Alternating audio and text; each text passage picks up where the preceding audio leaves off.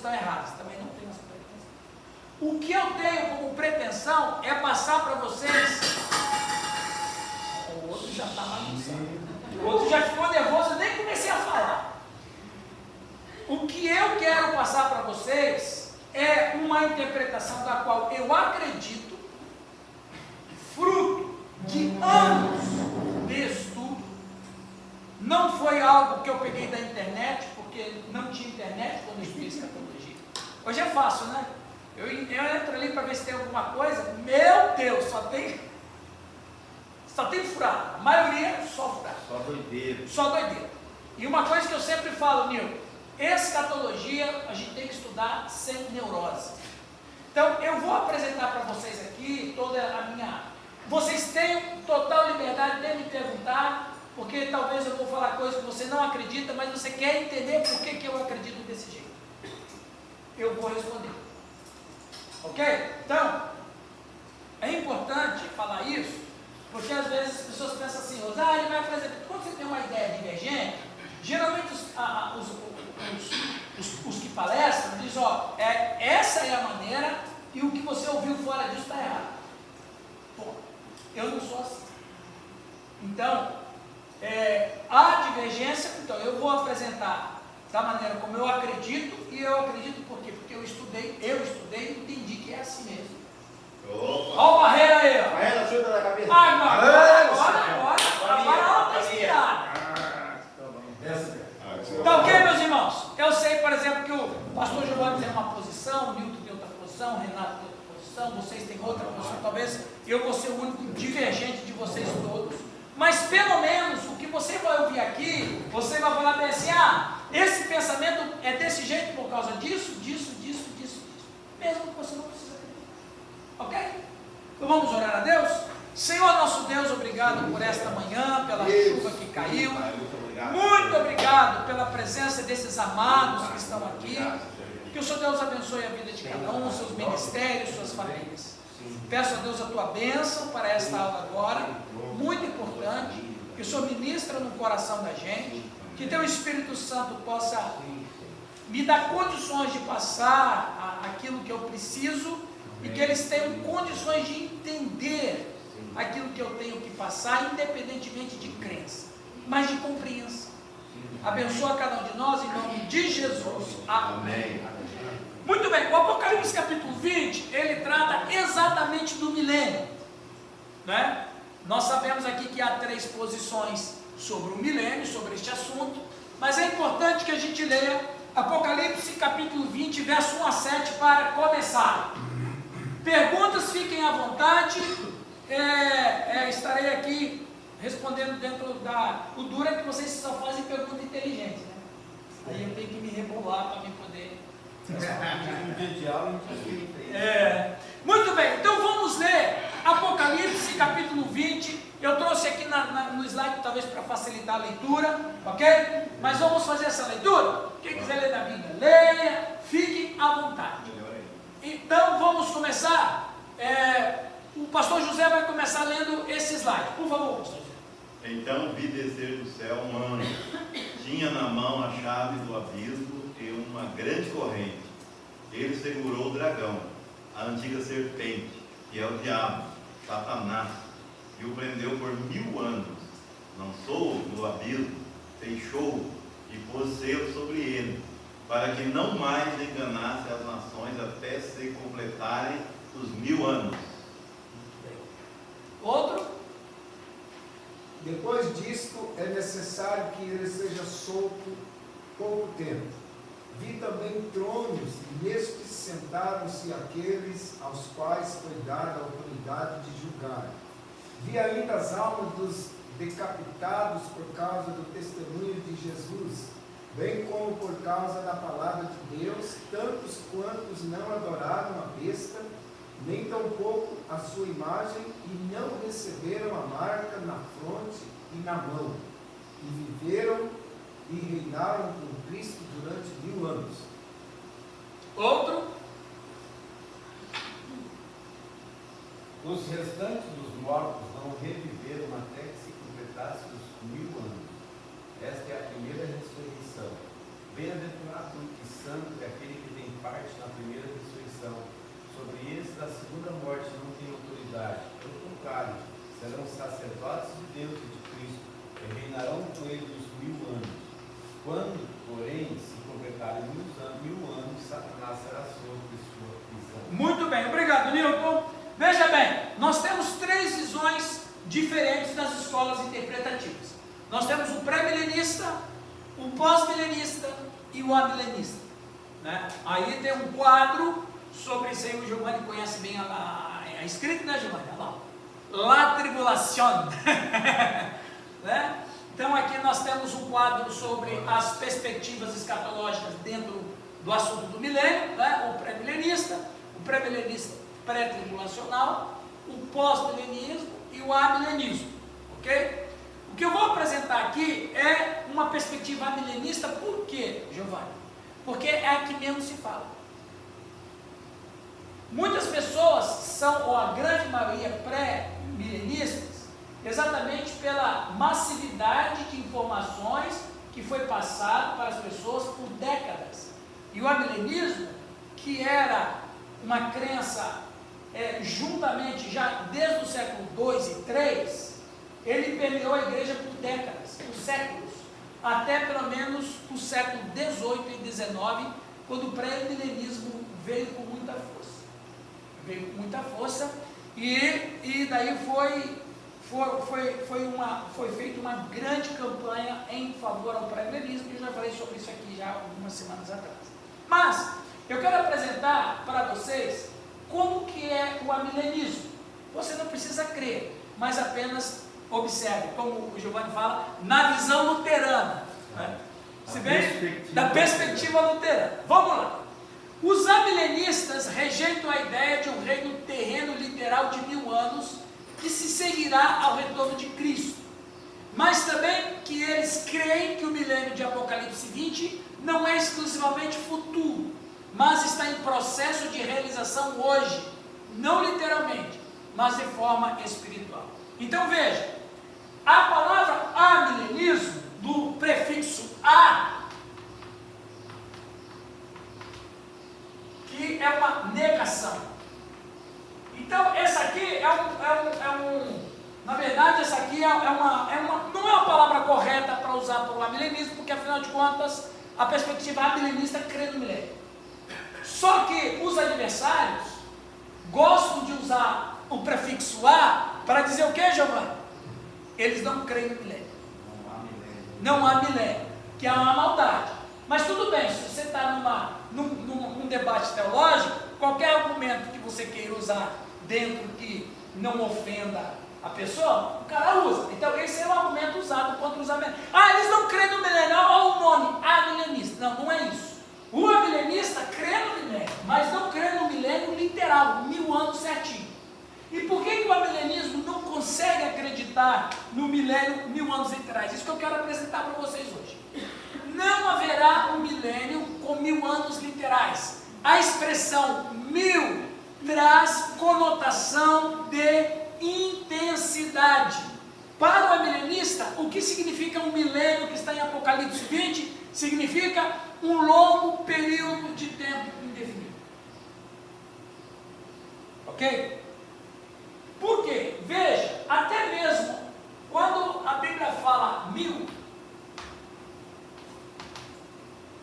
a gente encontra, não só na Bíblia, mas fora da Bíblia, usando a palavra 1000 como um advérbio de intensidade. Por exemplo, o Senhor fará misericórdia até 1000 gerações daqueles que o amam. É 1000 mesmo? Não.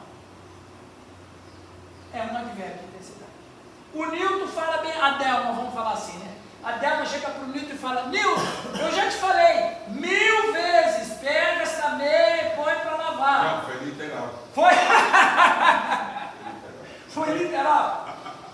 Eu já falei 1000 vezes para você, não é para você usar essa roupa. Quando a gente fala 1000, não está dizendo que é 1000 mesmo. Nós estamos falando como uma intensidade, ou seja, eu falei muitas vezes. A ideia que tem no amilenismo é que quando se fala 1000 anos, não está querendo dizer 1000 anos literais. Está querendo dizer o seguinte: é um tempo longo, um tempo indefinido. Para milenista começou quando o milênio? Um dia para Deus é como 1000 anos. Exatamente, um dia para Deus é como 1000 anos, e 1000 anos é um dia. Então, é advérbio de intensidade. Aliás, a Bíblia está cheia de metáforas, a Bíblia está cheia de palavras de conotações humanas para a gente entender. O Senhor é forte como uma rocha. Ele é uma rocha mesmo? Não, não é. Eu sou a pedra, ele é a pedra? Não. Ele está querendo passar para nós a ideia de firmeza, de consistência, de durabilidade, de perenidade, etc, etc. Então a gente precisa entender as figuras de linguagem que a Bíblia usa para comunicar para as pessoas quais são as intenções de Deus. Por isso que a Bíblia tem uma linguagem antropomórfica para Deus, tem uma linguagem zoomórfica para Deus. Os olhos do Senhor estão por toda a terra. É uma linguagem antropomórfica. Deus tem olho? Não, não tem. O braço do Senhor está estendido. Deus tem braço? Não, não tem. É um antropomorfismo. O zoomorfismo, qual é? É o Senhor quis ser, quantas vezes como Deus quis ajuntar vocês como uma galinha junto os pintinhos debaixo do céu, zoomorfismo. Por que a Bíblia usa essas linguagens? Para a gente entender, a Bíblia é um livro inspirado por Deus, mas com uma linguagem humana, porque a Bíblia foi escrita por homens para homens. Só a intensidade dela que é sobrenatural. Então, quando a Bíblia fala 1000 anos, então o milenista vai entender que esse 1000 não é literal. E por quê? Aí eu vou apresentar para vocês aqui.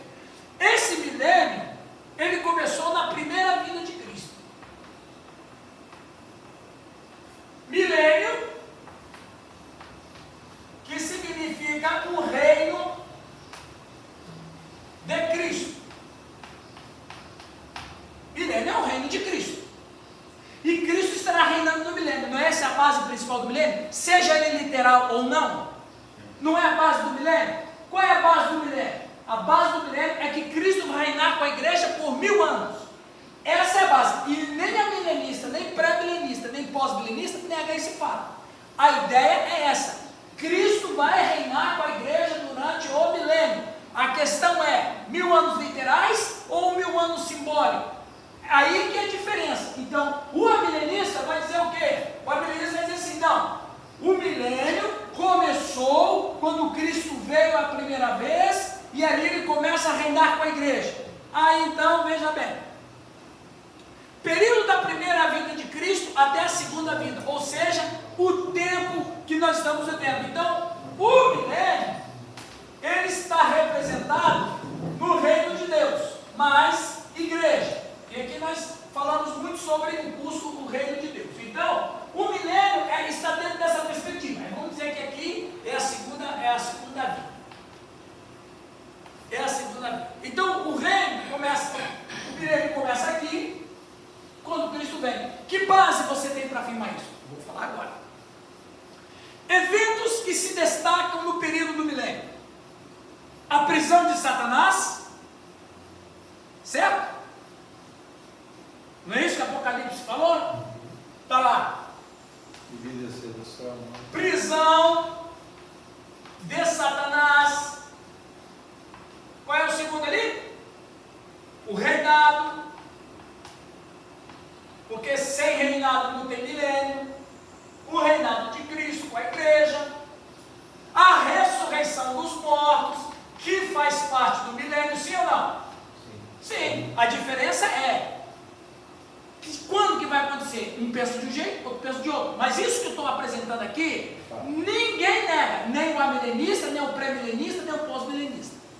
A ressurreição dos mortos e o arrebatamento da igreja. Tudo isso aí está dentro do milênio. Então, como é que a gente vai? Por que caminhos que a gente vai? Então vamos aqui. Eventos que se destacam no milênio. Vamos ver aqui, ó. Apocalipse capítulo 20, verso 1. O anjo que tinha a chave do abismo desceu do céu com uma grande cadeia na sua mão. Então diz ali, versículo capítulo 20, versículo de número 2. Por favor, alguém lê? Não, 1 e 2. 1 e 2, por favor. Vamos lá. Alguém aí? E vi descer do céu um anjo que tinha a chave do abismo e uma grande cadeia na sua mão. Ele prendendo o dragão, a antiga serpente, que é o diabo e Satanás, e a amarrou por 1000 anos. Ok, vamos lá, preste atenção agora. Quando o texto diz que Satanás foi acorrentado, não devemos tomar por uma situação literal, mas sim de uma figura de linguagem. A palavra usada para acorrentar no grego é edesã, palavra que não significa inativo, mas apenas limitado. A palavra edesã significa amarrado. Se você quiser, se você tiver aí o Strong do grego, se você quiser abrir aí no Apocalipse capítulo 20, versículo 1, o pastor Giovanni já vai conferir ali o Bereano. Você vai ver que no grego está a palavra edesã para acorrentar. Enquanto ele procura ali, depois ele diz. A palavra edesã não significa um acorrentamento ou um amarramento assim, definitivo. Não. Olha que coisa interessante, nas minhas pesquisas. É limite. Limites. Na minha pesquisa, eu achei isso aqui, Romanos 7,2. Olha o que diz Romanos 7,2, alguém pode ler? Aqui, está aqui, ó. Porque a mulher que está sujeita ao marido, enquanto ele viver, está ligada pela lei, mas morto o marido está livre a lei do marido. Veja, Romanos 7,2, na lei do casamento, ele diz o seguinte, Raul: o homem e a mulher estão amarrados, no grego é edesã. Mas eu não, ó, vai. Cadê a Tereza? Cadê a Tereza? Não está aqui. Mas o que é edesã? Você está edesã com ela, você pode estar em qualquer lugar do mundo, mas desde que você esteja casado, vocês estão amarrados pela lei do casamento. Então a lei do casamento não permite que você tenha caso com outra pessoa. A lei do casamento não te permite abandonar a sua casa. A lei do casamento diz que você tem que cuidar dela, diz que você tem que proteger ela. Por quê? Porque você está amarrado. Isso é edesã no grego. É um acorrentamento. E é verdade. A partir do momento. É a mesma questão se você sair do casamento. Eu estou dando exemplo do casamento, porque é o que está na Bíblia como exemplo bíblico. Mas, por exemplo, todo funcionário, ele está amarrado às leis do trabalho. Ele tem que chegar naquelas 8 horas, ele tem que sair, ele tem que trabalhar. Se ele fizer qualquer tipo fora do horário, ele vai pagar uma penalidade. Por quê? Porque ele quebrou esse acorrentamento. Então, nós estamos acorrentados ou amarrados por um compromisso. Se eu falo lá que eu vou pregar lá na igreja do Raul domingo, eu não posso ir para nenhuma outra igreja. Eu tenho que ir lá, por quê? Eu estou edesã com ele. E é a mesma palavra que é usada em Apocalipse capítulo 20, quando diz que um anjo veio e edesã Satanás. Achou aí? É no 2, né? É. Apocalipse 22, é isso? 20? Isso. Aqui diz, na hora que ele fala sobre atar, né? Bind. Isso. Tá. A palavra del aqui. Então, tem que ver Del. amarrar, ser amarrado. Então, mas del, veja, você sabe que tradução. Atado. Isso, veja, você sabe que toda tradução ela tem derivados. Sim. Del é derivado de edesã. Então depende da declinação do verbo no grego aí, Giovanni. Você sabe que tem o genitivo. Não, mas a raiz é a mesma. A raiz é a mesma. Del. Tem o genitivo, dativo, ablativo, nominativo. Tem muitas derivações no grego. Então aí a raiz del é de edesã. É a mesma questão. Olha lá que interessante. Lucas 13,16. Del mais. Inclusive aparece o Lucas lá que falou. Olha lá, exatamente, ó.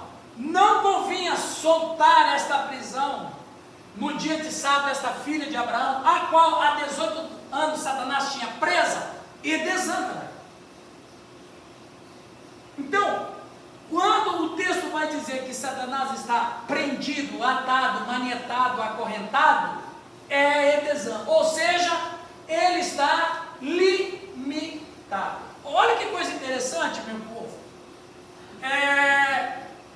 Tá, antes disso. Tem um versículo muito interessante, 1 Pedro 5,8. Deixa eu ver se é isso mesmo. Meu Deus, será que é isso mesmo? Será que é minha mentira?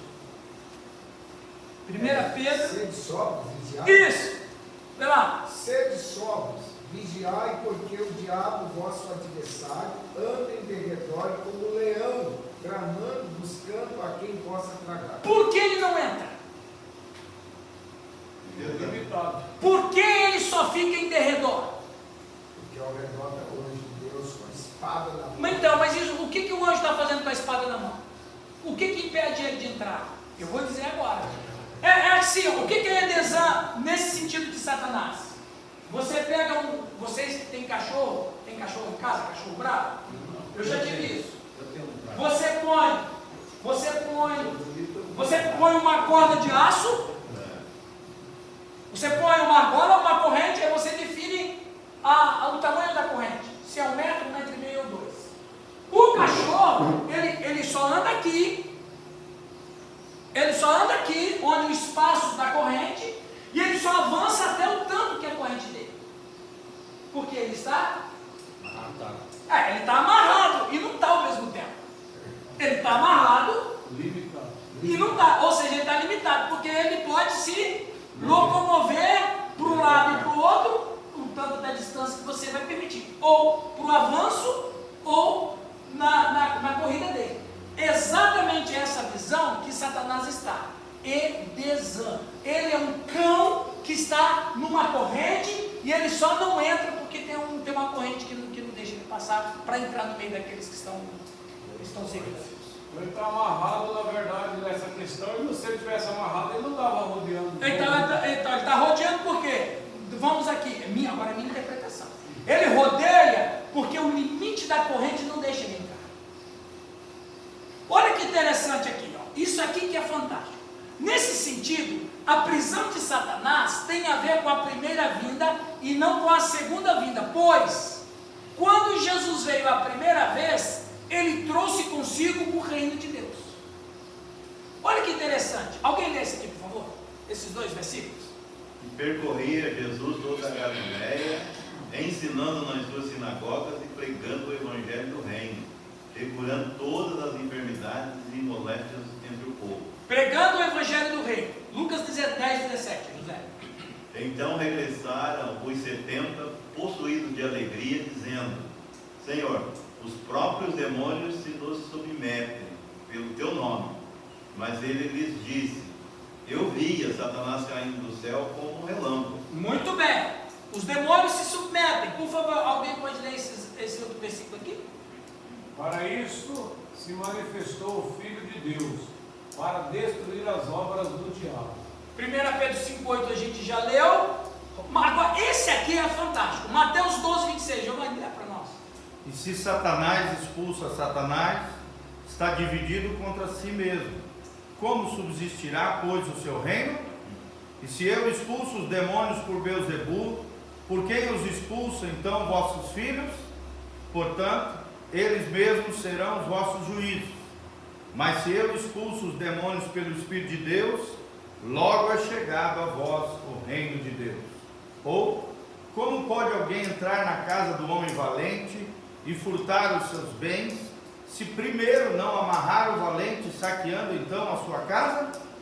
Então, qual é a interpretação amilenista da prisão de Satanás? Exatamente isso. O milênio é o que acorrenta ele. A característica do milênio sendo a prisão dele ou delimitações das suas ações. Hoje nós podemos expulsar demônios. Por que nós só conseguimos expulsar demônios orando em nome de Jesus?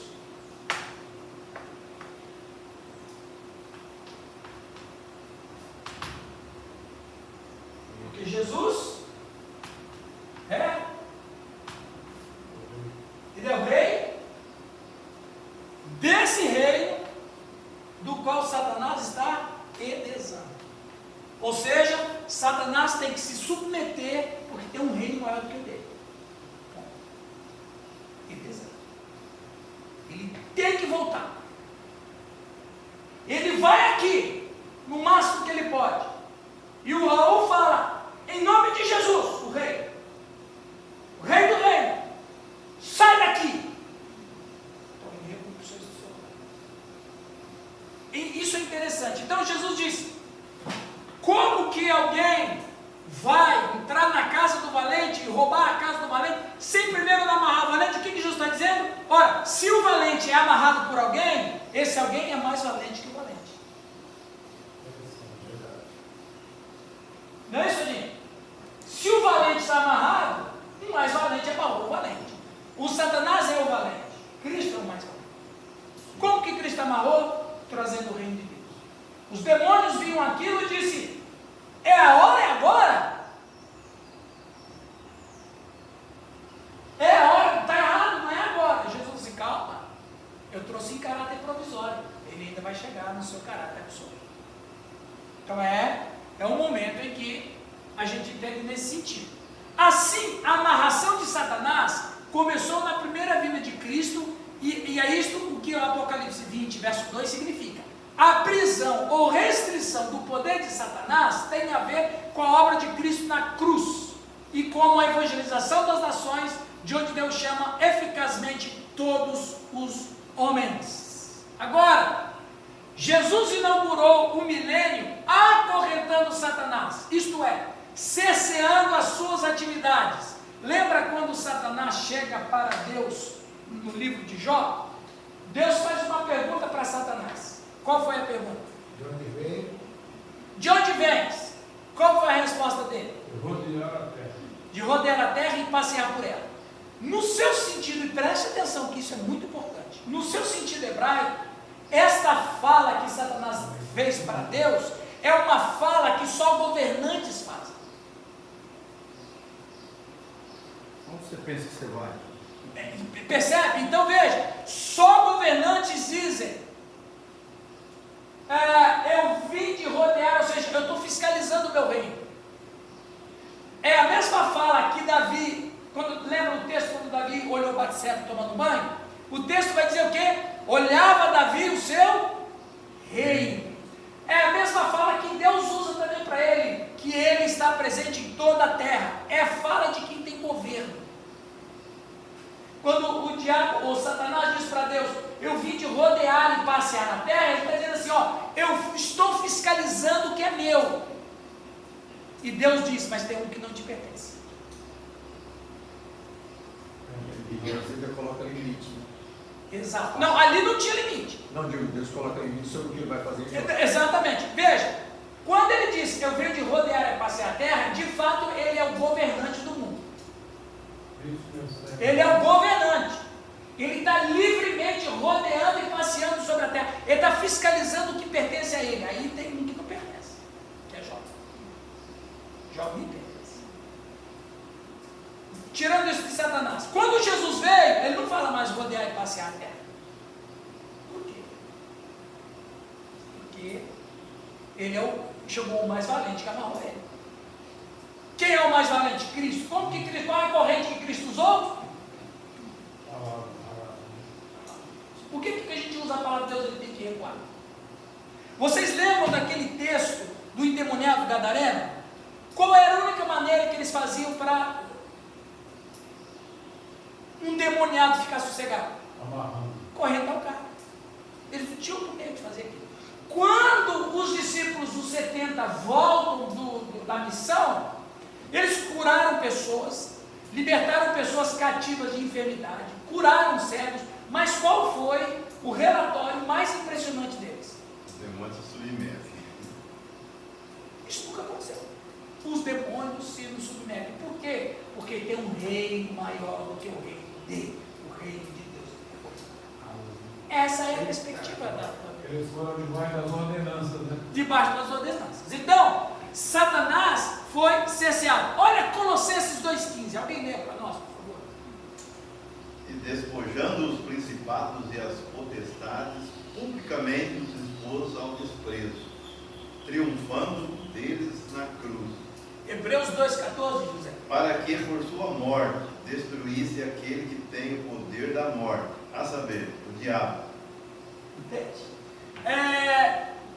Ok. Então, essa primeira parte aqui, eu falei sobre a prisão de Satanás. Então, a perspectiva milenista é essa. O milênio já chegou com Cristo a primeira vez, quando ele veio, e quando ele veio, espalha o reino de Deus, o Satanás fica diminuto nas suas ações, porque tem um reino maior do que o dele aí, então ele tem que recuar. Perguntas, comentários, por favor. Quando você disse que Satanás, você diz, esse reino é dele, 2 Coríntios 4,4, não diz que o Deus desse século... Deus desse século. Ele ainda é um governante, Jesus vai chamar ele de príncipe deste mundo, mas ele está limitado. Por exemplo, você converteu faz quanto tempo? Estou ainda nesse processo. Não, mas... 2000, ano de 2000. O que aconteceu com o reino das trevas? Ele diminuiu. Por que ele diminuiu? Porque você converteu. Governo, gente, não é um espaço, preste atenção, governo nesse sentido não é espaço territorial. Governo nesse sentido é até onde que as trevas estão no coração do cara. Estou ainda nesse processo. Não, o processo, agora isso é soteriologia luterana, o processo já aconteceu, a conversão é instantânea. Agora a santificação é outra conversa. Então você está no processo de continuar. Agora, o processo da conversão foi, ou você... Não, mas na família é diferente. A igreja da família é outra igreja, né? Lá é diferente. Então, como é que o reino das trevas foi diminuído? Chegou o reino da luz. É isso que Pedro também vai dizer. Ele nos transportou do império das trevas, império das trevas, e nos transportou para o reino do Filho do seu amor. Então, como é que Satanás foi perdendo o governo? Quando pessoas vão se convertendo. E pegando esse texto que você falou, e o Deus desse século cegou o entendimento dos incrédulos para que não lhes resplandeça a luz da glória do Evangelho de Cristo. Por quê? Se a luz do Evangelho de Cristo, que é o Evangelho do Reino, atingiu o coração do cara, Satanás perdeu. O reino. Então, cada pessoa que converte a Cristo é o reino das trevas que diminui. Onde entra a luz, a treva vai embora. Aí ele está acorrentado. Ele não pode ir atrás daquela alma. O valente, na verdade, né? O valente, já foi meu. É meu, isso aqui sempre foi meu. Você que pegou de maneira errada. Isso aqui sempre foi meu. Entendeu? Eu vim aqui para começar um novo reino. Pastor, Sim. essa questão é literal, essa coisa falando de vir descer um anjo. Não, um anjo. É um anjo. Porque eu fico imaginando que descer um O anjo é real. Veja. Ele desce lá para aprender. Aham. E como é que o diabo se supera? Não, veja. O anjo é real. A ação é simbólica. Ok? A ação é simbólica. O anjo é real, porque o anjo existe. Sim. O reinado da igreja, isso aqui eu vou passar bem rápido, porque a gente já estudou isso. O reino de Deus é o reino dos céus, foi inaugurado na primeira vinda de Jesus. Desse modo, o reino prometido a Israel foi transferido para a igreja. Mateus 21, 43. Enquanto ele reina, o evangelho será pregado na terra, até que seja divulgado todas as nações. Agora a pergunta interessante: por que o evangelho começou a ser pregado aqui? Porque o fim está aqui. Por que o evangelho tem que ser pregado? Porque o fim está próximo. Ok? O fim no sentido do governo. O fim da história, exatamente. O fim da história humana caída, que é o governo das trevas. O império das trevas, como disse o primeiro. Porque quando o homem, vamos voltar àquela aula lá de reino de Deus. Quando Adão e Eva pecaram, eles entregaram o mundo para Satanás, e agora começa uma linha da história humana caída, do qual Satanás é o príncipe. Então, essa linha histórica está sendo apagada devagar. Porque as pessoas estão se convertendo. O cristão já está reinando com Cristo. Romanos 5,17. Raul, lê para nós.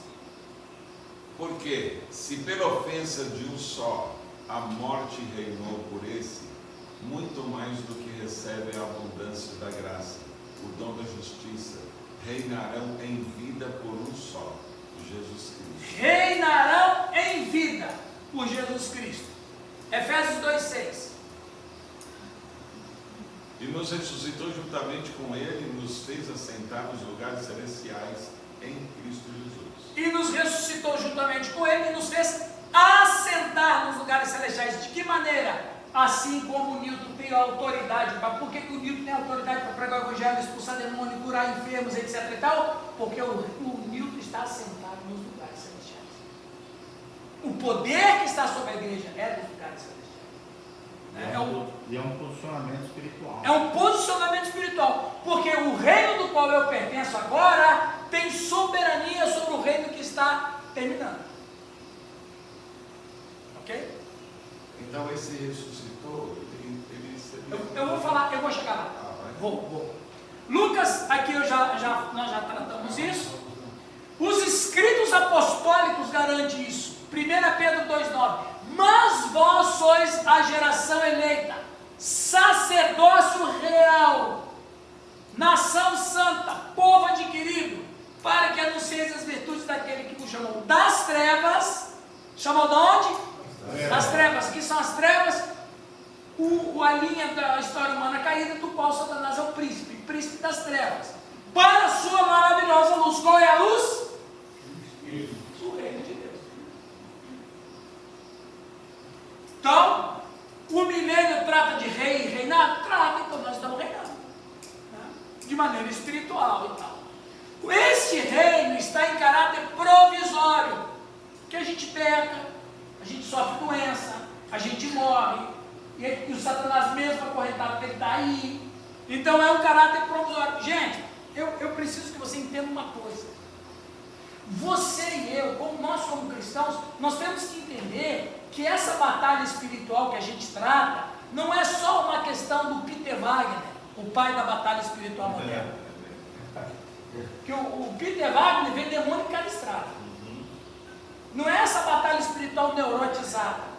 A batalha espiritual está a partir do momento em que nós oramos por enfermos, que nós pregamos o Evangelho. A gente tem que entender, preste atenção, isso é importante. A gente tem que entender que nós estamos vivendo numa geração caída, vivemos numa geração condenada, e nós somos corpo estranho, nós estamos tomando espaço, nós estamos em peleja, e nós precisamos continuar fazendo isso através da pregação do Evangelho. Então não pense que esse mundo é como é, porque Deus projetou ele assim. Esse mundo não é o mundo que Deus criou, pessoal. É um mundo caído. É um mundo caído. Deus não ia criar um mundo caído, com um sistema caído. Esse mundo está caído porque o homem deu o primeiro passo e Satanás se apossou da nossa história. Por isso que a história do homem é uma história de tragédia, perdição, pecado. Quando a pessoa se converte a Cristo, ele está ainda vivendo nesse mundo caído. Põe isso na cabeça sua. Porque a ideia do milênio é tomar espaço para que quando a parousia chegar, as pessoas sejam salvas, né? E a salvação só é possível isso, né? Mateus 3 fala sobre chegando o reino de Deus. Por que ele disse assim, que está chegando o reino de Deus? Por quê? O reino de Deus nunca se perdeu, mas ele ficou longe. Por que o reino de Deus ficou longe? Porque o homem com Satanás criou outro reino. Um reino paralelo. Um reino paralelo. Por isso que João Batista, ele não diz, vai começar o reino de Deus, vai ter uma novidade, o pessoal vai ter uma novidade no mundo. Não. Olha o que ele diz, arrependei-vos porque é chegado, ou seja, aproximou, Cristo aproximou. Como que Cristo aproximou? Trazendo o reino com ele. Então o reino sempre existiu, só que estava longe, porque aqui tinha um outro reino. Aqui tinha outro reino. Isaías 11 diz, o povo que andava em trevas viu grande luz. Ele vai falar muito agora no Natal. O povo que andava em trevas viu grande luz, e aqueles que andavam na região da sombra da morte, resplandeceu-lhes a luz. Quem é que andava na região da sombra da morte? Todas as pessoas sem pecado. Aí Cristo vem, eu sou a luz do mundo, quem me segue não andará nas trevas. É o Isaías se completando em Cristo. O povo que andava em trevas viu grande luz, e aqueles que andavam na região da sombra da morte, resplandeceu-lhes a luz. Qual é essa luz? A luz do Evangelho. O que é o Evangelho? É o Evangelho do reino de Deus. Ou seja, um reino chegou aqui para destruir e destronar um outro reino. Ok? Perguntas, meus irmãos? No reino, sim, Giovanni. No reino de Deus, Satanás tem o seu poder limitado pelo próprio reino de Deus. É a presença de Deus que impede suas ações totais, mesmo que seja apenas provisória. Mateus, alguém lê esse slide, por favor? Mas eu expulso os demônios pelo Espírito de Deus, logo é chegado a volta do reino de Deus. Ou como pode alguém entrar na casa do homem valente e furtar os seus bens se primeiro não maniatar o valente, saqueando então A sua casa. Veja, se eu expulso os demônios pelo Espírito de Deus, logo, o que significa a palavra logo? Lógico. Lógico. É evidente, Rosa. Está na cara. Como 2 mais 2 são 4. Logo, é chegado. Não vai chegar, não vai vir, já está. Então, quem está falando isso é Cristo. O reino de Deus chegou. Qual é uma das provas disso? Os demônios recuam. Tem um reino maior, tem um valente maior do que o valente.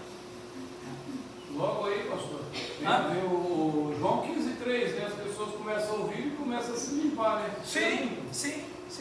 Vai se purificando. Ok, reino de Deus, passado, que faz parte do milênio. Agora aqui o Raul me questiona. A ressurreição dos mortos. Vamos ler 20, versículo de número 4 e 5. Por favor, na Bíblia, quem lê para nós? Vi também tronos, e nestes sentavam-se aqueles aos quais foi dada a autoridade de julgar. Vi ainda almas dos decapitados por causa do testemunho de Jesus, bem como por causa da palavra de Deus, tantos quantos não adoraram a besta, nem tampouco a sua imagem, e não receberam a marca na fronte e na mão. E viveram e reinaram com Cristo durante 1000 anos.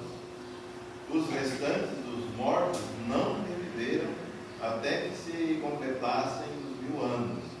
Essa é a primeira ressurreição. 6 também. Bem-aventurado e santo é aquele que tem parte na primeira ressurreição. Sobre esses, a segunda morte não tem autoridade, pelo contrário, serão sacerdotes de Deus e de Cristo e reinarão com ele os 1000 anos. Muito bem, veja bem, aqui o João fala que tem 2 ressurreições. Só João fala. Veja bem, a ressurreição dos mortos também é o que vai acontecer no período do milênio. Vamos ali. Na história da humanidade existem 2 tipos de morte. Qual é a primeira? Alguém lembra nós? A morte física, separação do corpo da alma. Na primeira morte, ou morte física, todos os seres humanos terão que passar. E neste primeiro estágio da existência humana, não tem como evitá-la. Assim, a morte passou a todos os homens, porque todos pecaram. Ponto. Morte é consequência de pecado. Acabou. Aí tem a segunda morte, a morte espiritual. Quem lembra nós? Mas nessa primeira etapa da existência é possível evitar a segunda morte, ou seja, a morte espiritual. Cada uma pessoa consegue vencer segunda morte. Quando uma pessoa consegue vencer a segunda morte, só foi possível por causa da conversão a Cristo.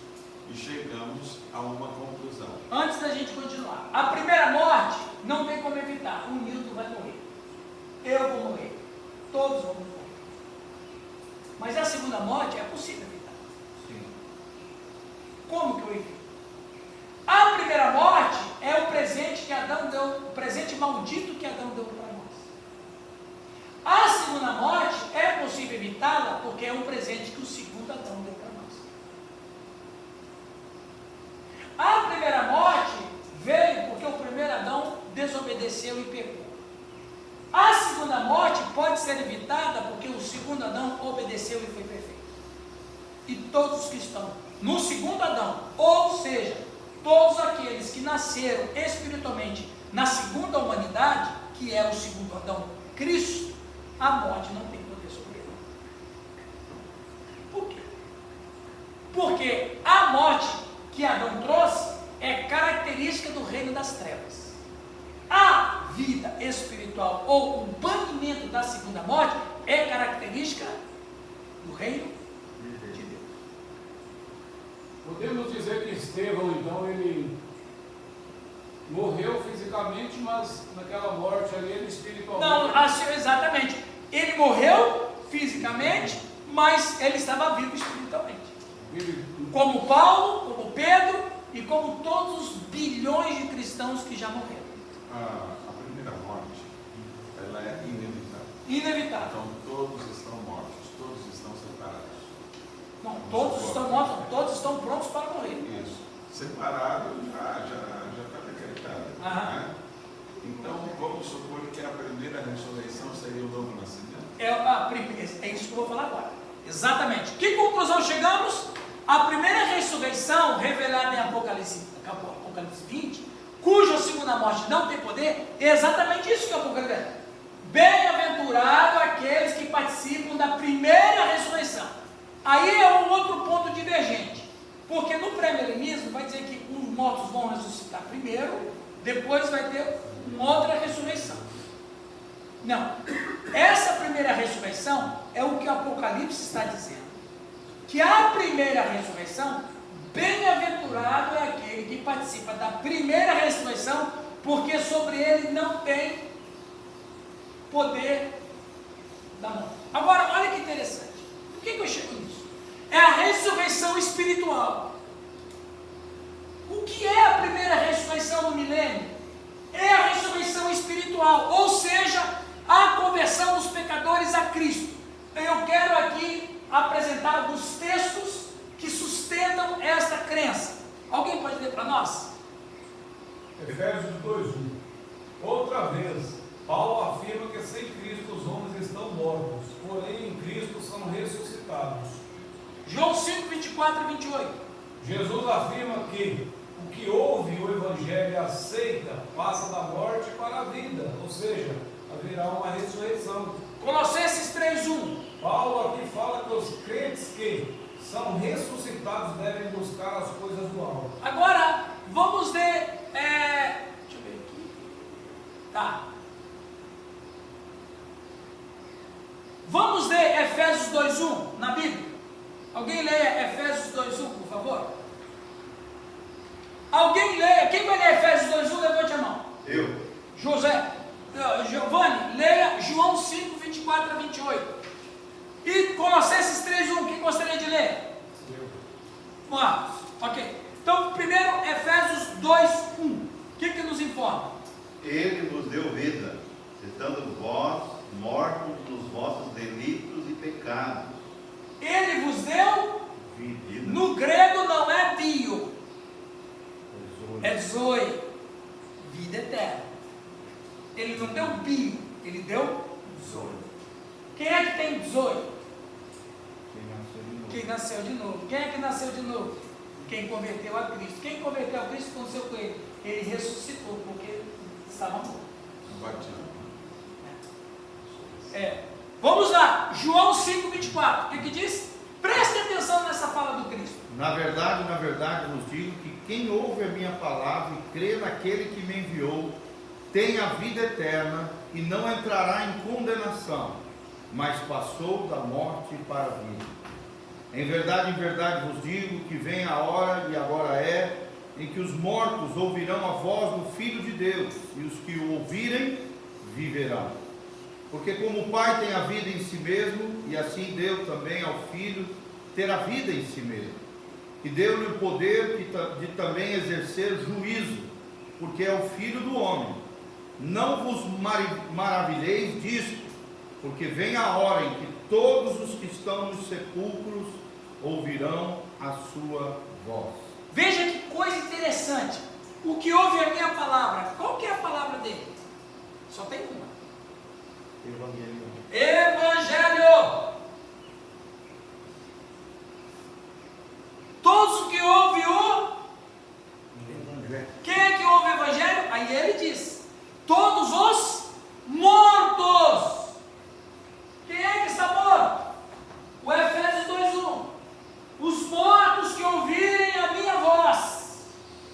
O que acontece? Viverão.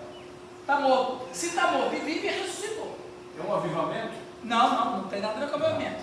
Tem a ver, o avivamento acontece em quem já está ressuscitado. Ele só está meio baqueado. O avivamento veio para dar um fôlego para ele. Mas aqui não pode avivar dentro desse sentido quem está morto. Quem está morto tem que ressuscitar para depois avivar. Então, eu acho esse texto de João é absurdamente lindo, extraordinário, porque ele é claro: os mortos que ouvirem a voz do Filho de Deus viverão, e é o Evangelho. Fala, Raul. Não quero levar sempre esse lado, mas faz Levanta. parte. Faz parte. Então, os mortos, todos aqueles que creem. Então, esse livre-arbítrio é para todos, ou são para alguns, entendeu? Porque são todos separados. Então a gente vai entrar em soteriologia. A soteriologia é um labirinto, porque você tem um calvinista que vai dizer que já estava determinado, estava escolhido, pré-escolhido. Aí você vai entrar no arminianismo, que está dizendo que é a pessoa que decidiu por si só. Aí vai entrar no luteranismo, que vai dizer que não é nenhum nem outro, tem uma outra opção intermediária, aí vira uma salada. Então eu não vou nem entrar nisso aqui. Só quero dizer que o luteranismo está correto, mas não quero. Resumidamente, como é que o luterano pensa de forma Da soteriologia? Tá, então... Não é nenhum nem outro. Não é nem outro. Posicionamento. O calvinismo vai dizer que a pessoa se converteu porque ele estava escolhido. Então, está escolhido, mesmo que ele não queira, ele vai para o céu, ou vai ser salvo. Mas claro, se ele está escolhido, ele vai querer. O arminiano vai dizer o seguinte, que aí o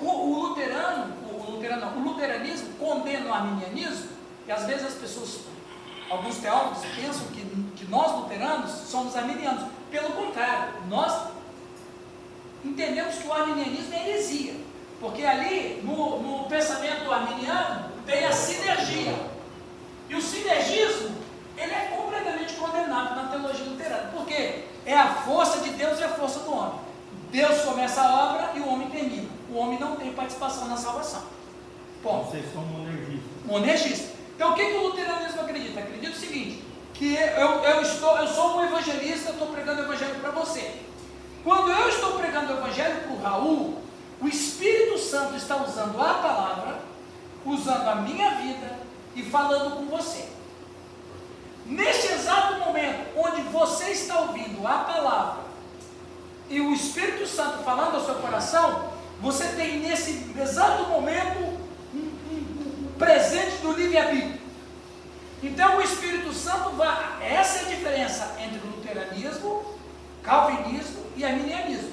Nesse exato momento, o Espírito Santo vai plantar no seu coração o desejo de ser salvo. E a partir do momento que você tem o desejo de ser salvo, então você pode ter uma decisão para sim ou para não, mas o desejo está lá. Então, na perspectiva calvinista, o desejo Deus colocou, e ele não tem como rejeitar.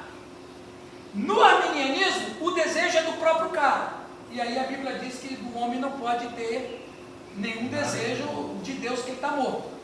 Mas no luteranismo vai dizer o quê? Então, Deus pôs o desejo. Então é aí que vai falar a fiducis cordis, que é centelha da fé. Coração creu, porque o coração quis, porque o Espírito Santo botou no coração dele o desejo. Então, Deus amou primeiro. Exatamente. Então, dentro da perspectiva luterana, o querer é a força motriz, que daí a gente vai dizer que Deus torna um ser involente num ser volente, não é valente. Volência é vontade. Então Deus faz com que uma pessoa que não tem vontade nenhuma de ser salvo, porque ele está morto, o Espírito Santo então passa vontade para ele. Agora, da vontade, a decisão é outra conversa. O camarada fala assim, ó, eu quero ser salvo, mas eu não posso. Eu quero ser salvo, mas eu tenho uns negócios aí que um crente não pode ter. Não, eu quero ser salvo, eu quero muito Cristo, mas eu vou deixar para depois. Eu tenho que ir lá entregar. Eu tenho que fazer, é a questão lá do João 6. Eu vou te seguir, mas primeiro, essa é a diferença. Então, a gente está numa posição meio que intermediária. Qual é a base do luteranismo para isso? Atos 16, a conversão de Lídia. Ok? Beleza? Conversão de Lídia, Atos 16. Tá? Depois vocês podem ler. Eu falando domingo, conversando com um rapaz da igreja, conhecedor do Evangelho, falou para mim, eu sei o que eu tenho que fazer, mas eu não quero fazer. Agora, saber que tem que fazer é uma coisa, o diabo também sabe que tem que fazer. Eu sei que eu fui chamado... Mas ele pode dizer assim, ó, eu até quero, eu sinto vontade, mas eu não quero abandonar a bebida. Eu sinto vontade, mas não quero abandonar minhas amantes. Eu sinto vontade, mas o meu sustento, eu sou bicheiro de bicho. Jogo de bicho. É a única maneira que eu tenho de sustentar minha casa. Eu sou um contraventor não pode ser um cristão, percebe? Uma coisa é a vontade, é o desejo, a outra questão é a decisão. Por isso que nós, quando a gente evangelizamos pessoas, ou um evangelismo de massa, ou um evangelismo individual, quando uma pessoa decide para Cristo, aí ó, já estou até falando do termo que a gente usa a pessoa decidiu para Cristo. Então essa decisão dele para Cristo tem que ser alimentada com discipulado. Sem discipulado, pode ser que ele morra. Essa decisão possa enfraquecer. A vontade não, mas a decisão pode enfraquecer. Essa é pelo menos a posição da gente. Ok, pessoal, vamos adiante. Mas é legal. Colossenses 3:1, o que ele diz? Portanto, se já ressuscitastes com Cristo, buscai as coisas que são de cima, onde Cristo está sentado à destra de Deus. Então, se fostes ressuscitados com Cristo, então Paulo já está dizendo tudo. Então, a primeira ressurreição, dentro do milenismo, é exatamente isso. É a pessoa que ressuscitou. Né? A segunda... Ixi, agora ficou ruim ali. O desenho, deixa que eu vou ler isso aqui. A segunda ressurreição... Eu vou olhar assim aí, ó. Tá aberto lá? Tá aberto. Obrigado, pastor. Eu vou falar que se revela. Vai lá. Pode falar uma coisa importante. Mas então no milênio você tem uma segunda ressurreição. Então a primeira ressurreição ela é espiritual. A segunda ressurreição ela é física.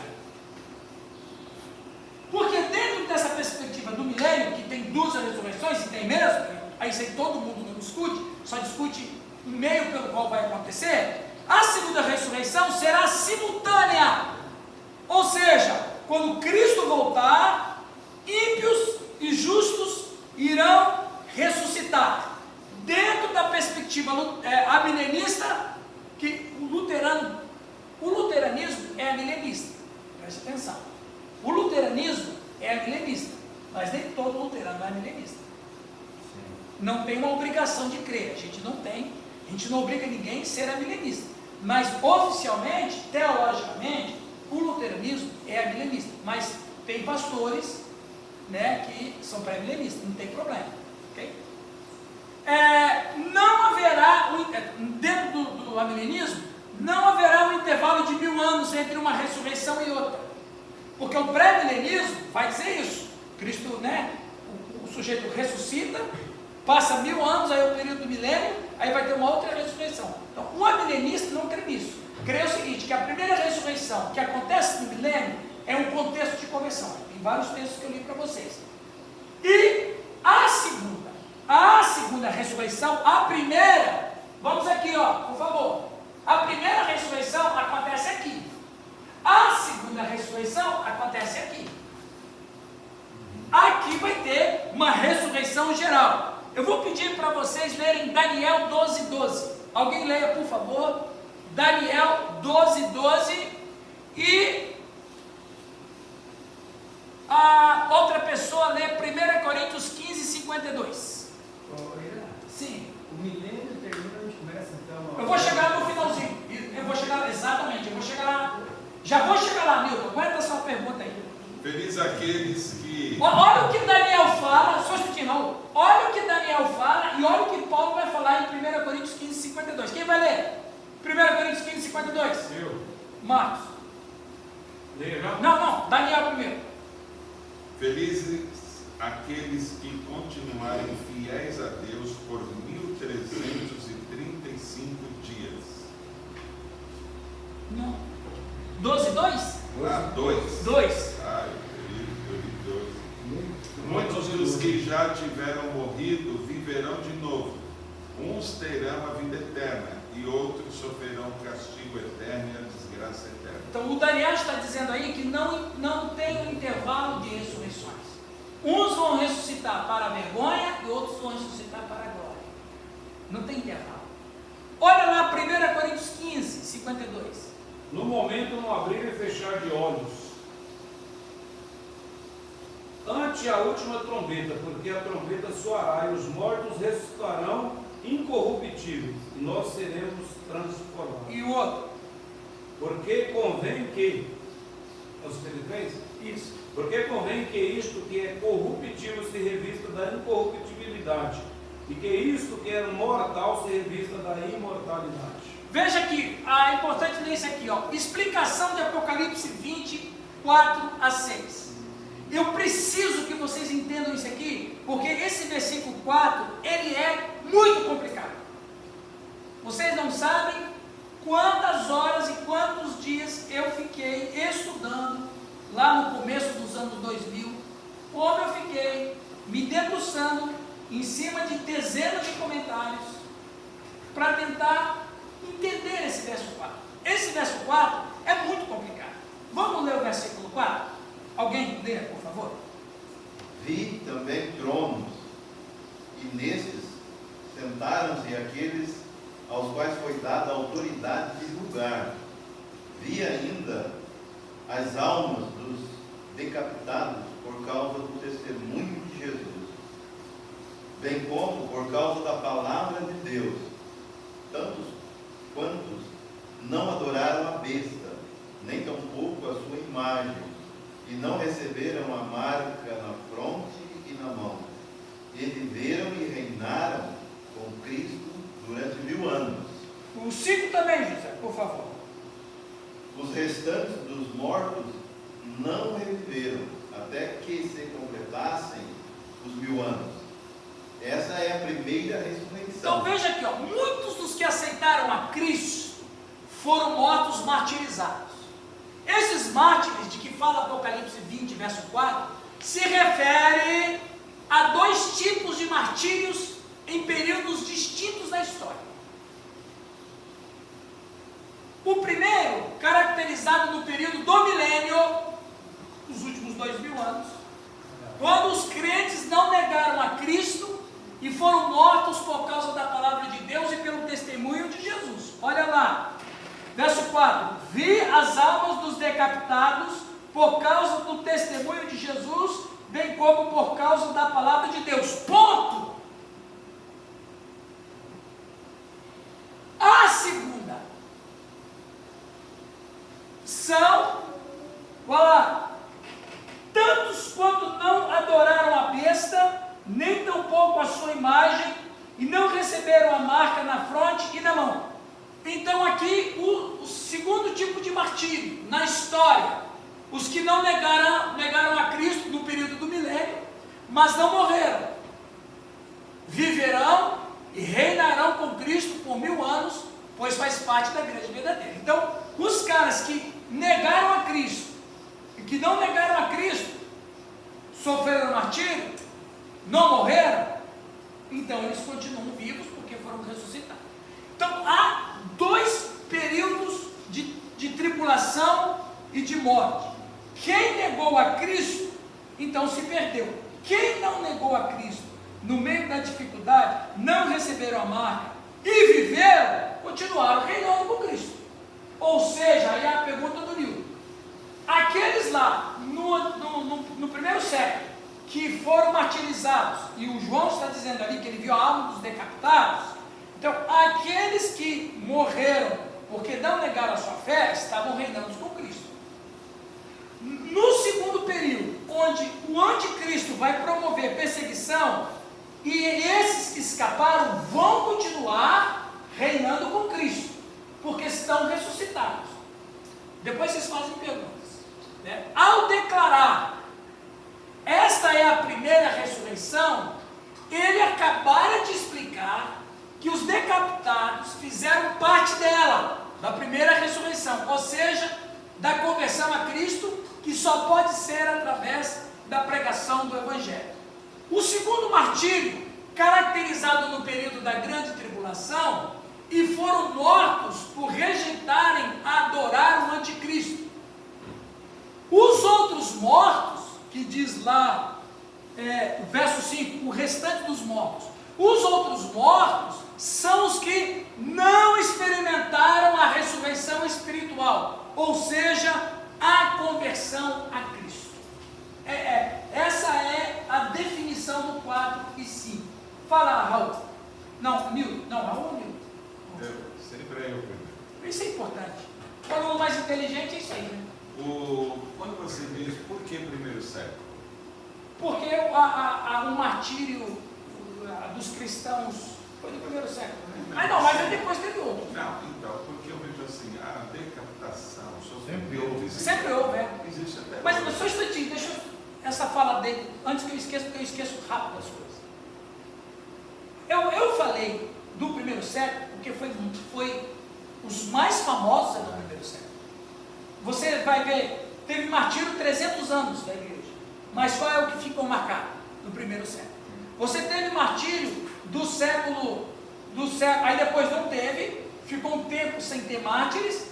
Quando o catolicismo se teve proeminência, aí começaram novamente o martírio. Aí você vai ler o livro do John Fox, o livro dos mártires, se você espremer sai sangue. Você já leu?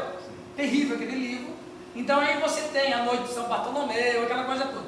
Então você tem uma perseguição feroz aos protestantes, que também foram mártires. Então sempre teve martírios, mas o que caracterizou o cristão é o Coliseu. É isso que ficou registrado. Mas pode continuar. Não, eu acho que a decapitação, ela existe até hoje. Sim, claro. Desde 10, 40, Mas Raul, só que você e eu temos que entender o seguinte: a única decapitação que João conheceu foi da época dele. Ele não sabia o que viria depois. Então, ele fala a partir da experiência dele. Então, o único martírio que ele conhece é o martírio que ele passou e escapou. Mas ele viu muitos irmãos morrer. Então, é isso que está impresso na mente do João. Os próprios homens apóstolos. Os próprios colegas dele. Então, quando ele escreve o Apocalipse, ele fala dos decapitados, porque foi a imagem que ele viu. E Deus refrescou a ideia dele, mas também dando uma ideia de simbolismo. Porque dentro do quadro ali, o 1000 anos está sendo existente. Sim.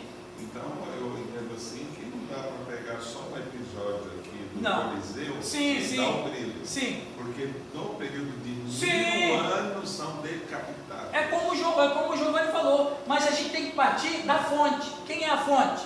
João, qual a experiência que ele tem? É a dele. Do primeiro século.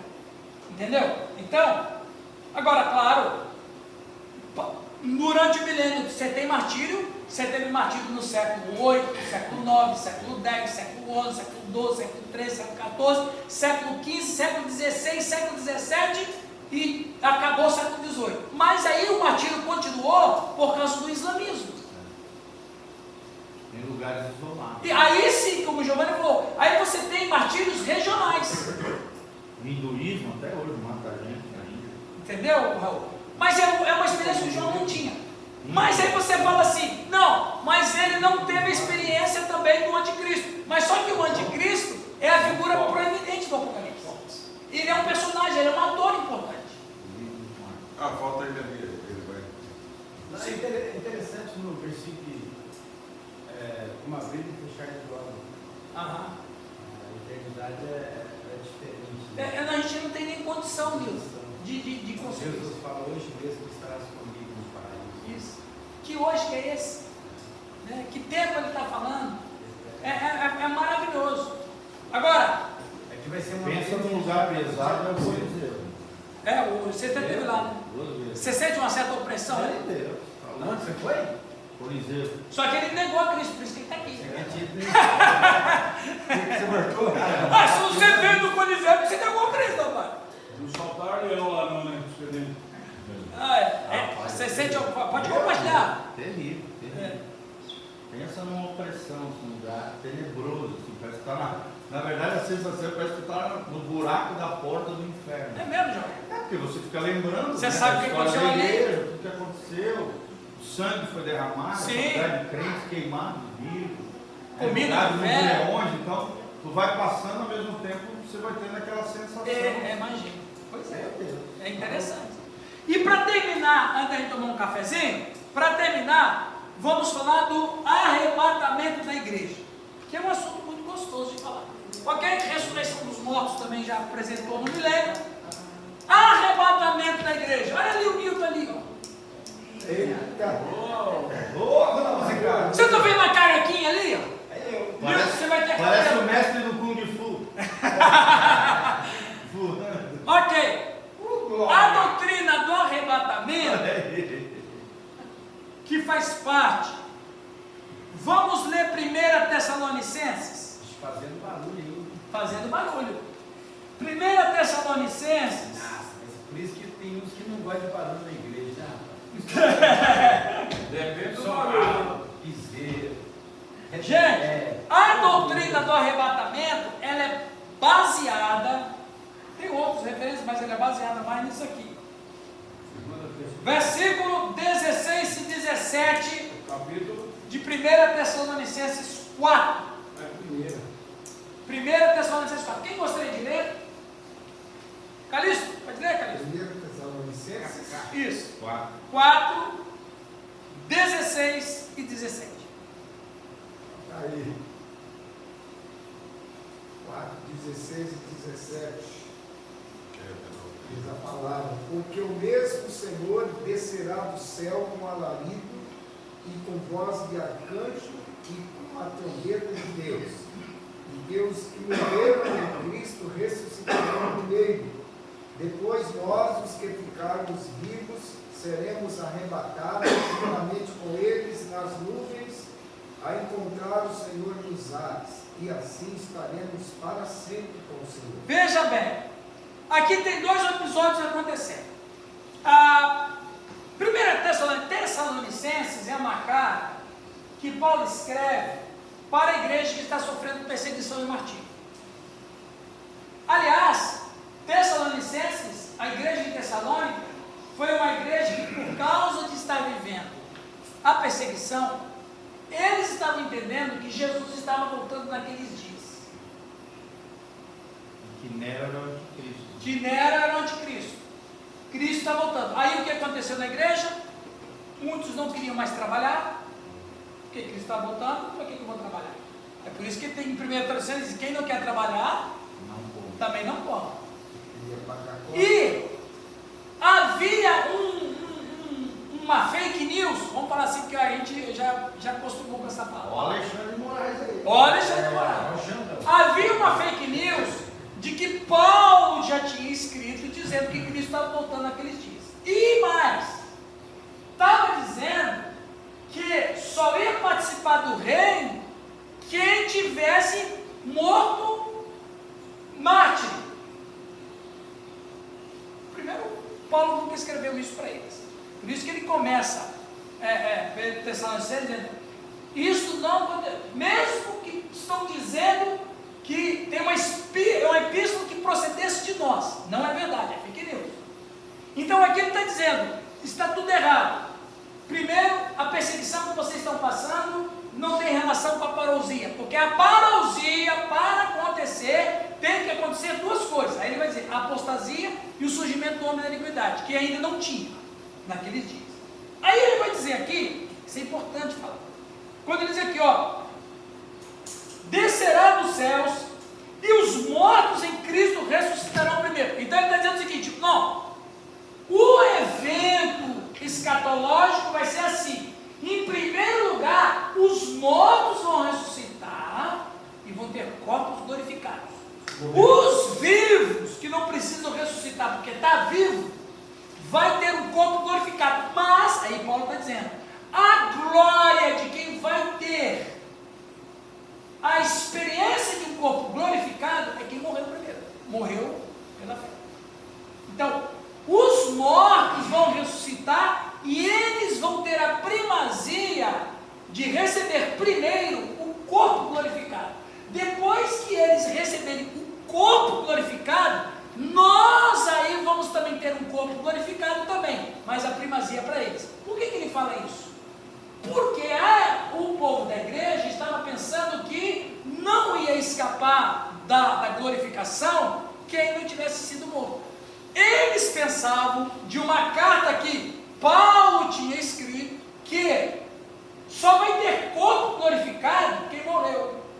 Quem não morreu não vai ter corpo glorificado. Paulo disse, não, todos vão ter corpos glorificados, mas os que morreram vão ter a primazia de experimentar esse novo corpo.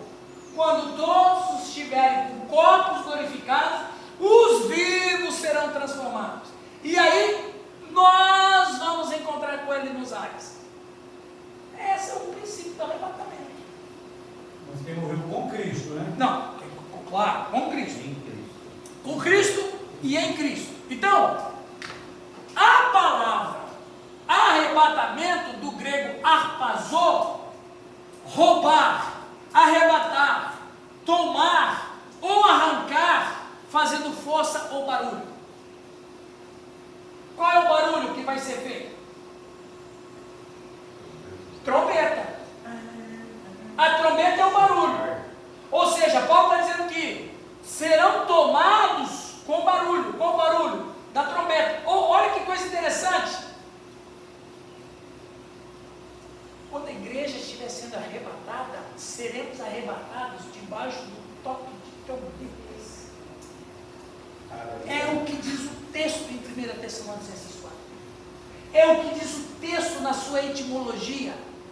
O arrebatamento da igreja será um evento tão glorioso que será debaixo de trombeta. Lembra quando nos filmes a gente assiste Chegando de um Rei, que tem aquele toque bonito de trombeta? Nós seremos arrebatados ao som da trombeta triunfal. Aleluia. É o que diz o apóstolo Paulo. Aleluia. Tá? Então vamos adiante. Por que eu explico isso? O arrebatamento ocorrerá precisamente junto com os eventos finais. Aqui, vamos ler esse slide por gentileza?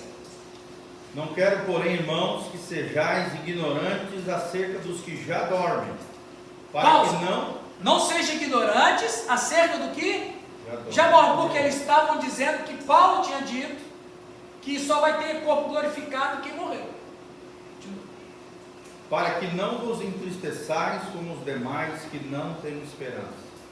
Porque se cremos que Jesus morreu e ressuscitou, assim também aos que em Jesus dormem, Deus os tornará a trazer com ele. Dizemos-vos, pois, isto pela palavra do Senhor, que nós, os que ficarmos vivos para a vinda do Senhor, não precederemos os que dormem, porque o mesmo Senhor descerá do céu com alarido, com voz do arcanjo, com a trombeta de Deus, e os que morreram em Cristo ressuscitarão primeiro. Depois nós, os que ficarmos vivos, seremos arrebatados juntamente com ele nas nuvens, a encontrar o Senhor nos ares, e assim estaremos sempre com o Senhor. Aí o texto é claro, é que às vezes a gente não lê direito, né? Primeiro, virá com as almas dos crentes que morreram e estavam no céu. Porque se cremos que Jesus morreu e ressuscitou, assim também aos que em Jesus dormem, Deus os tornará a trazer com ele. Ou seja, Jesus não vai vir só com os anjos, ele vai vir também com os bilhões de almas para ressuscitar. E essas almas aí, como isso, pastor? As almas que estão no céu. As almas que morrem estão no céu. Que já morreram. Sim, e essas almas vão vir em forma de quê? E de alma, eles são almas, alma, a gente não sabe como que é. Corpo de Cristo. Aí ele vai, de acordo com o Mateus, Marcos, de acordo com o texto, as almas vão vir com Jesus para entrar nos corpos que pertenciam, para ressuscitar. Aí você vai falar bem assim, mas e quem morreu queimado? E quem morreu comido de férias? E quem morreu que pisou na granada do soldado e explodiu? Não é. Se a gente entender que vai ter dificuldade de ter a ressurreição por causa disso, nós estamos tratando Deus reducionista. O que é a alma nos nossos dias? Não, deixa a alma nos nossos dias. Alma nos nossos dias. Não, mas alma nos nossos dias e naqueles dias é a mesma coisa. Não muda. Alma é alma. Em qualquer época, desde Adão e Eva. Alma é alma. Mas a diferença é que essa alma que vem com Deus, com Cristo, vai ressuscitar com os corpos. Os corpos das quais pertencem, está acabando aqui, gente. Essas almas estarão recebendo os corpos, assim ocorrerá a ressurreição dos mortos físicos. E nós já lemos. Os mortos que não virão com Jesus terão a primazia e vão ter corpos glorificados por primeiro. Lemos também. O arrebatamento acontecerá quando os crentes vivos forem transformados com seus corpos, expulsando toda a marca de pecado, dando lugar a um corpo glorificado, e assim, os crentes ressuscitados e os crentes transformados, amém? Serão arrebatados nos ares para o encontro com o Senhor. Aí está o texto que já foi lido. Agora, qual é, aí não é uma ofensa, mas é uma explicação, e o arrebatamento secreto? Porque no pré-milenismo diz do arrebatamento secreto. Há filmes, há livros do Tim LaHaye, há músicas, principalmente um hino muito famoso, mas teologicamente eu não concordo com ele, mas é muito lindo e foi muito usado por Deus na época do avivamento brasileiro, na década de 70. O mercado está vazio, o rei está voltando. Seu trabalho já... Esse hino é lindíssimo, mas teologicamente eu não concordo com ele. Porque a interpretação dele é uma interpretação de um arrebatamento secreto. Aviões sem seus pilotos voam para a destruição. Então, ele é um hino que eu acho lindíssimo e que foi muito cantado no período do avivamento da década de 70, mas que teologicamente eu não acredito que seja assim. Por quê? Alguém lê esse slide aqui para eu tomar um café? Há uma grande controvérsia entre os expositores bíblicos acerca dessa doutrina. Alguns dizem que o arrebatamento da igreja ocorrerá antes do início da grande tribulação. Estes são os pré-milenistas. E quando ocorrerá o arrebatamento secreto, tirando como base o texto de Lucas 17, 34 e 36, onde a Bíblia diz: digo-vos que naquela noite estarão dois numa cama, um será tomado e o outro será deixado. Duas estarão juntas, moendo, e uma será tomada e a outra será deixada. Dois estarão no campo, um será tomado e o outro será deixado. O que Jesus está dizendo nesse texto? Ok. Não há nenhuma possibilidade de que venha existir um arrebatamento secreto por uma razão etimológica. A palavra arrebatamento significa ser tirado com barulho. Que barulho seria esse? O toque da trombeta do anjo. Outra questão, não está ali, mas eu vou ler. O texto que foi lido aqui, Jesus está falando exatamente da sua volta. Dois estarão numa cama, um será tomado e deixado o outro. Claro que vai acontecer isso. Porque quando quando ele voltar, vai ter gente dormindo. Ou vocês esqueceram que tem fuso horário? Tem fuso horário. Quando Jesus voltar, vai ser meia-noite em algum lugar. As pessoas não pensam nisso.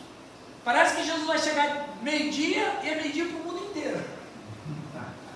Não, ele vai chegar num dia como qualquer outro. Ele não falou? Assim como foi nos dias de Noé, ou seja, vida normal. Vai ter gente que vai estar dormindo e vai acordar com o toque da trombeta. Vai ter gente que vai estar trabalhando e vai ver Cristo. Vai ter gente que vai estar acordando, vai ter gente que vai estar na hora do almoço, vai ter gente que vai na hora do café da tarde, vai ter gente que vai estar dormindo, vai ter gente de todo jeito. O que Jesus está querendo dizer nesse texto é o seguinte, ó, quando ele chegar, vai ter uma separação entre quem vai e quem não vai. É uma cisão, é o final de tudo. Olha, isso aqui, ó, vai ser arrebatado por quê? Porque quem é crente vai estar vivo, vai ser tomado do céu. Quem não é crente, não vai ficar aqui. Vai fazer o que aqui? Ouvir a sentença final. Isso quer dizer que aquele que está dormindo vai continuar dormindo porque ele não viu e nem ouviu. Não, ele vai acordar, né?